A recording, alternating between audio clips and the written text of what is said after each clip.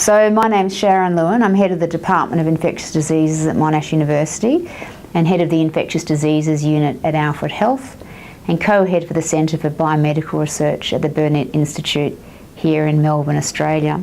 And I'm the local co-chair for the 20th International AIDS Conference that will be held in Melbourne, July 20th to 25th, 2014. And the International AIDS Conference is the biggest conference on HIV. In fact, it's one of the biggest medical conferences, will be the biggest medical conference ever held in Australia, that will be coming to Melbourne next year. We're expecting about 18,000 delegates. The conference is unique because it attracts scientists, clinicians, policymakers, advocates, politicians and community members. So it's a very diverse, multidisciplinary conference that historically has had a major impact on many aspects of the HIV epidemic. I'll be co-chairing the conference with Professor Françoise Barré-Sinoussi, and Professor Barré-Sinoussi won the Nobel Prize in 2008 for the discovery of HIV. She discovered HIV in 1983, 30 years ago, so it will be really a great honour and pleasure to be co-chairing it with a woman of such enormous scientific impact. So I'm co-chair of the conference. The conference is a very large, complex organisation, as I'm sure you can imagine when you're trying to, when you're hosting 18,000 people.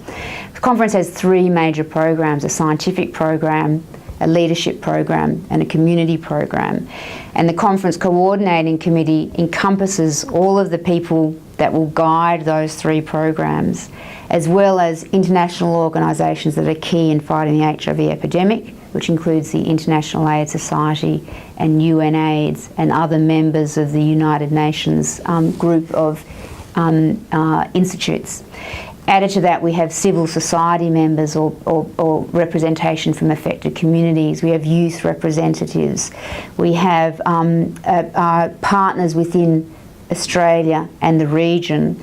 One of our key Australian partners in the conference will be AusAid, a major funder for Australia's international health programs, as well as the Australasian Society for HIV Medicine, the lead scientific agency that represents all professionals that work in the HIV arena, and NAPWA, the National Association of People Living with HIV/AIDS. And there are three main local partners. The conference, although based in Australia, is an international conference, but we hope it will be an opportunity to showcase many of Australia's success stories in managing the epidemic, as well as many challenges that we face. It will also be the first time in 10 years that the conference has been in the Asia-Pacific region, so there's a very strong interest for us to also work very closely with our regional partners. But just to give you a taste of the sort of people that attend these conferences, last year it was in Washington, and at that conference was Bill Gates and Bill Clinton, Elton John, a range of different celebrities that have sort of put their names behind HIV, and we're hoping we're going to attract that same high level commitment, because the real success of this conference historically has of course been high level science that we will hope to showcase at the conference, but the profile and political will. So we're very hopeful we'll have the Prime Minister. We will definitely have the Minister of Health, both local, Minister David Davis, who's played a key role in supporting the conference, the Commonwealth Health Minister. We've got a whole lot of really interesting political events planned, such as perhaps hosting a regional conference for all health ministers, hosting the governors of all the megacities of Asia who are, or governors or mayors of megacities in Asia who are fighting the epidemic on the forefront.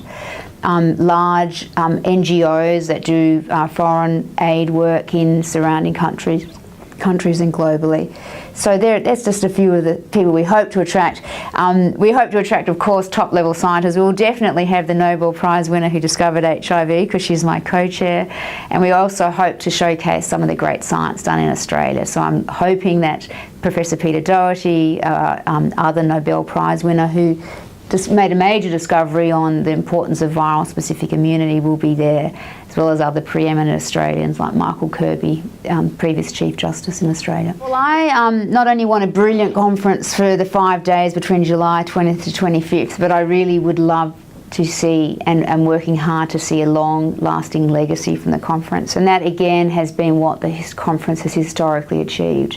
What might that legacy look like? Well, I'm hoping there'll be a legacy in Australia for ongoing commitments to controlling HIV, to maintaining our excellence in science and clinical research, maintaining our open policies towards marginalised groups that have HIV, to play leaders in the role of ending stigma and discrimination which still exists for people with HIV. I'm hoping we'll have a long-lasting legacy of Australia's commitment globally to fighting the epidemic, playing a leadership role regionally, but also as a very wealthy country, making sure we maintain our commitments to international health. And I think over the last few years, many people have really seriously begun speaking about seeing the end of AIDS. And although some people think there may be some hype in that, many people think that is really a realistic goal. If we can make treatments available to people with HIV, you not only make a major impact on their lives and improving life expectancy, but you can dramatically reduce transmission. So currently 60% of people who need treatment for HIV are receiving it. If we can increase that to 100%, we could have a very substantial impact on the epidemic. Added to that, we need so that will make a big difference to ultimately see the end of HIV. We will need a vaccine and a cure, and that will require heavy investment in the science. Yeah, I think it's realistic that we could achieve one day treatment for everyone, get treatment cheap enough, easy enough and accessible to really roll out treatment to everyone who needs it. Treating everyone has a substantial impact on people's own health and also on transmission. Will we find a cure? That's a little harder to judge. At the moment, people who start anti-HIV drugs need to take them lifelong. And what our goal is with cure research is that perhaps you could treat people for a much shorter period of time, say 5 years, 6 years, 7 years, and that could have a very big impact on people's lives, not having to take treatment forever, big impact on long-term side effects from the drugs, but more importantly a really big economic impact, because the cost of treating for 5 years as opposed to 50, 60, 70 years is very, very substantial. So if we can reduce treatment times, we could significantly increase the number of people we treat. So the two go hand in hand. And added to that, still a very big interest and very big need to develop a vaccine. We do have lots of ways now to prevent HIV. We've known for years that condoms prevent HIV, but not everyone can use condoms all the time. And over the last 10 years, we've identified a whole lot of other new ways to prevent HIV. So for example, circumcision prevents the risk of acquiring HIV by about 70%. Treating people with HIV reduces their infectiousness. Giving uninfected people anti-HIV drugs, both as drugs or as topical gels, can also reduce the risk of acquiring HIV. But the best way to really ever prevent and eliminate an infectious disease is through a vaccine.